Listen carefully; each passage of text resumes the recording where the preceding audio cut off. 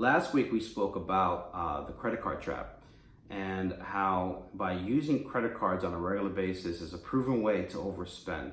If you haven't watched that video, watch that. And we talked about the psychology behind card versus cash, and you even using debit card over credit card and the benefits of that. So watch that.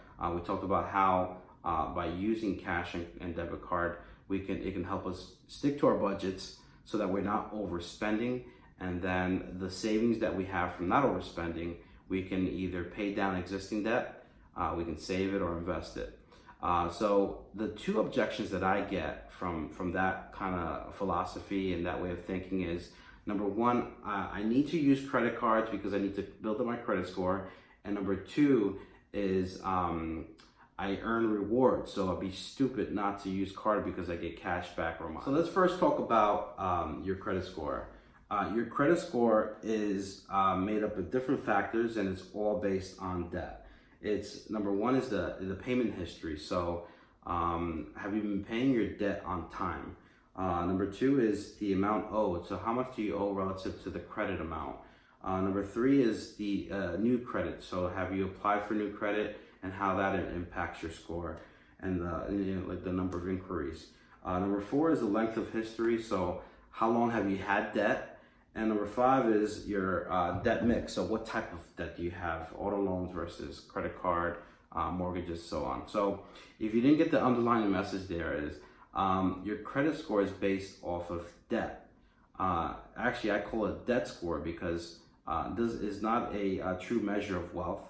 It's just a measure of how you manage debt and how you continue to use debt. So my philosophy on this is, and my thinking is, in order to increase your credit score, you're forced to get into debt, and you have to continue to be in debt to raise your credit score.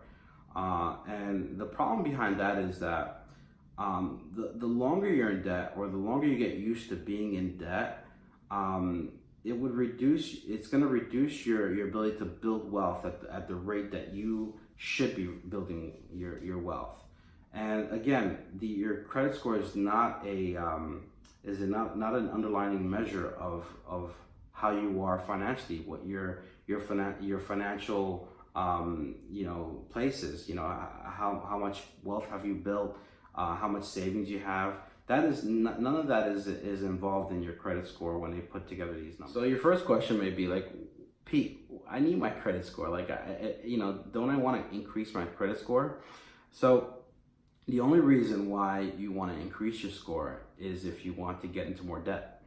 And you can see where that's going. So if you want to have more debt, then your credit score is going to be a huge factor in you getting more debt. If you're not interested in getting into more debt, then your FICO score is irrelevant. Now, there's a lot of controversy here because I know some of you are not going to agree with 100% of this. I'm okay with that. But let's look at one thing. So if you looked at one of my videos, I recommend that you stop using credit cards. And if you stop using credit cards, you don't need to apply for more credit cards. Number two, auto loans. My philosophy is buying used cars that are reliable for cash instead of going into lease payments. That's going to take away money, or finance payments. It's going to take away money from your ability to build wealth. We're going to have no car payments. And if you have a current car payment, there's ways to get out, build your cash, and buy a reliable used car. If you have no interest in ever financing a vehicle in your life like I do, then your credit score, again, is irrelevant. The biggest one is mortgages. So, most people say, well, I need to build my credit score because I want to buy a house one day, and if I don't have good credit, I can't buy a house. That is true if you're going through traditional underwriting. Traditional underwriting will be heavily based on your credit score, and then also your income and credit payment, which is pretty much your credit. Now, most people don't know this, but there's ways for you to buy a house without traditional lending methods, which is FICO related or credit history related. There are alternate credit underwriting methods that will use other factors other than FICO to get you approved for a mortgage. May require a little bit more down, but that's a good thing. If you want to put, if we save more and put a bigger down payment, the faster we are going to pay that mortgage down. So if you need if you need this source, or I have multiple lenders that will underwrite a loan without FICO. Now, if you have bad credit, then that's a different story. You pretty much have to pay down your debt and have a solution on reducing that exposure, so that way you can get approved for these loans. Listen, now I get that most of you are like, what the heck are you talking about? Because you've been ingrained and conditioned to believe that your FICO is God, and to a certain extent. But I mean, we almost like praise FICO, and everything's revolved around FICO. But if we can get to a place, think about this, you can get to a place where you don't need to be in debt. It's a proven way to build wealth. Think about if you had no debt at all, no car payments, no student loans, no credit card payments. How much more could you invest, save, give? How much faster would the rate of wealth build up in your life, because you're not trapped into this thing where I have to be in debt, or I have to have a car payment for the rest of my life. No, you don't. You don't have to be in debt, and you can free yourself from that. You see, Proverbs says that the borrower is slave to the lender. And as long as you're a borrower, you're slave to whatever that is. If you have credit card debt, you're a slave to those credit card companies, and so on. So the sooner we can free ourselves up from having this philosophy that we need to be in debt to build up our FICO score, the sooner we can get out of debt, and the sooner we can stay out of debt, and then also build wealth.